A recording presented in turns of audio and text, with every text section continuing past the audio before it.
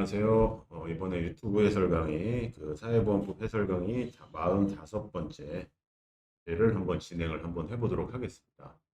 이번 주제는 장해연금이라고 불리는 장해보상연금의 수급권 소멸 사유에 대해서 말씀드릴 건데, 뭐 크게 중요한 건 아니지만 이 주제가 중요하지 않다는 게 아니고요.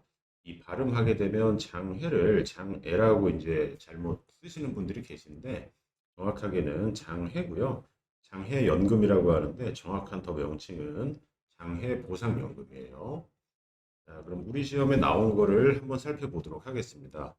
3년 전인 2019년 지금 28회 시험에 한번 출제가 됐고요. 산재법 58조의 장해보상연금의 수급권 소멸에 대해서 나와 있어요. 그래서 그 소멸 사유에 대해서 몇 개 이제 해당이 되는 걸 보기를 골라달라는 그 문제인데요. 일단은 보시게 되면 장해보상연금의 소멸 사유를 모두 고른 것은 이렇게 물어봤거든요. 그럼 이 연금에 대해서는요. 일단은 종신연금이에요. 종신연금이기 때문에 수급권자가 사망을 했다. 그럼 당연히 이제 종료 사유가 되는 거고요. 그리고 국내에 거주하시는 분들한테만 연금이 지급된다는 원칙이 있어요. 그렇기 때문에 대한민국 국민이었던 수급권자가 자, 우리나라 사람이 아니고 또 외국까지 거주한다. 그러면 이것도 소멸이 되고요. 그리고 대한민국 국민이 아닌 외국인이 지금 내국에서 거주하기 위해서 출국한다. 그러면 이제 속지주의 원칙이 깨지기 때문에 이 부분도 일시금으로 전환이 돼요. 그러니까 일시금 전환되는 건 뒤에서 말씀드리기로 하고 어쨌든 연금은 지금 수급권이 소멸이 된다는 거예요. 그리고 수급권자의 장애 등급이 7급 이상이어야 연금 대상인데요. 8급으로 떨어졌다. 그러면 당연히 지급재상에서 대외가 되는 거예요. 그래서 여기 있는 기억, 니은, 디귿, 리을이 모두가 맞기 때문에 일단 답은 5번이 돼요. 그럼 상세 해설은 바로 이어서 설명을 드리겠습니다. 자, 보시게 되면 산업재해, 업무와 사고, 업무상 사고 질병을 입었을 때는요. 시리즈로 요양급여, 치료비, 휴업급여, 임금의 70%, 간병급여를 일단 수급을 하고요. 일정 기간 경과 후에 장해 등급을 심사를 하게 되어 있어요. 심사 등급은 1급부터 14급까지 14개의 등급이 있어요. 이렇게 14개 등급이 있는데 빨간색 테두리 쳐진 7급까지가 연금 대상이고요. 1, 2, 3급, 요 파란색 쳐진 1, 2, 3급은 절대 연금이에요. 일시불로 받고 싶어도 못 받아요. 그렇기 때문에 다시 한번 정리드리면 1, 2, 3급은 절대적으로 연금으로만 받으실 수가 있고요.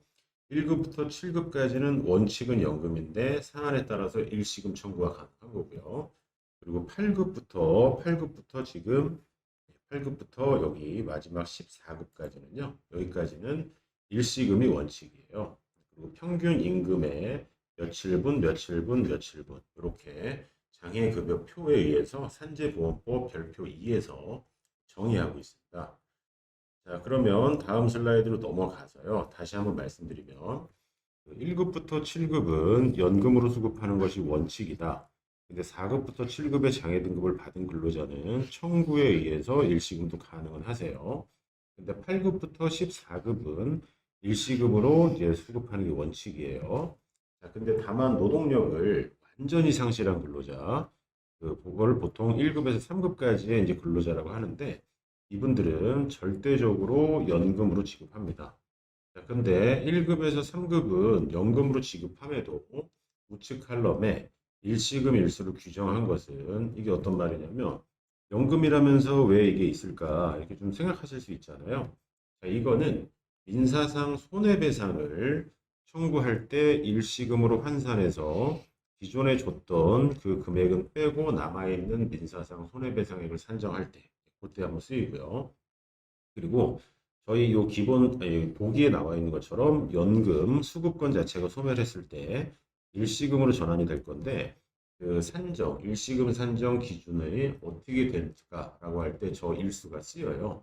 그래서 이 두 가지 역할 때문에 연금인 1급부터 7급, 그러니까 뭐 여기서는 제가 3급이라고 했지만 넓게 보면 7급까지임에도 일시금으로 환산하는 일수를 정의를 하고 있어요. 자, 그러면 일단은 그 연금 수급권 사유 네 가지를 어디서 규정하냐면 산재법 58조에서 규정하고 있는데 그 정답은 일단 5번이라고 제가 말씀을 드렸고요.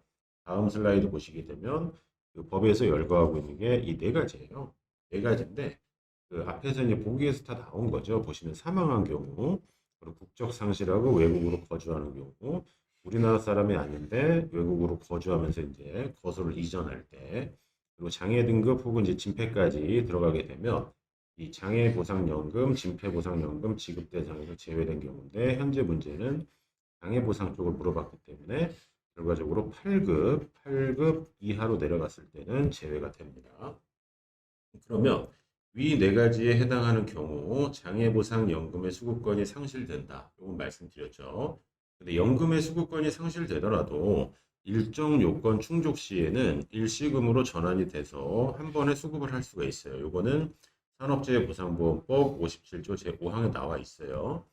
자, 이건 어떤 거냐면요. 지금 한번 보시게 되면 잘못 넘겼고요. 앞에 보시게 되면 요걸로 한번 해볼까요? 여기 616일분 있죠, 요거. 자, 616이라는 숫자가 이렇게 있고요. 만약에 이분의 평균 임금이 10만 원, 아니 100만 원이라고 가정을 해볼게요. 비현실적인 가정인데 하루 일당이 100만 원이라고 가정을 했을 때, 자, 이렇게 가정을 했을 때, 자, 이분이 616일분으로 환산되는 장애보상 일시금을 임시적으로 가상적으로 받을 수가 있었어요. 이걸 콕 찍으시고 이쪽으로 넘어갈게요. 자, 내용 보시게 되면 만약 수급권 상실일까지 상실이 됐어요. 그 여러 가지 이유로 전환이 돼야 되거든요. 자, 그랬을 때 지급 당시 지금 평균 임금 지금 100만 원이라고 그랬죠, 제가. 자, 100만 원인데 그 100만 원으로 지금 나눈 일수가 지급한 연금액이요. 그러니까 예를 들어서 제가 만약에 이제 그 연금을 1억을 받았다고 한번 해볼게요. 여태까지 누적된 연금이 1억이에요. 지급한 연금액, 요 놈이 1억이에요. 자, 근데 지급 당시 평균 임금인 100만 원으로 나누시게 되면 결과적으로 100일만큼 받은 거잖아요. 100일분. 그 나눈 일수가 요 100일입니다. 근데 이 100일이 아까 위 장애 등급표상 일시금 일수인 616일보다 부족한 경우에는 그 차이 나는 일수면은 결과적으로 616에서 100일 빼면 516일분이 남아 있다라고 보는 거고요. 이때 수급권 소멸 당시에 임금 인상분을 감안한 평균 임금을 곱해서 그 돌아가셨으면 유족, 그 어떤 거소 이전이나 여러 가지 등급 변경이면은 근로자한테 일시금으로 지급을 한다라는 게 중요한 거거든요. 실무적으로는요. 그래서 다시 한번 말씀드리지만 여기에 나와 있는 일수는요. 일수는 민사상 손해배상 청구할 때도 제일 많이 쓰이고요. 두 번째는 이렇게 연금에서 일시금으로 전환될 때 잔여 금액을 얼마만큼 산정을 해야 될까라고 할 때 그 기준의 역할을 하는 일수예요. 여기까지가 그 장해보상연금 수급권 제한 사유에 대한 설명이었습니다.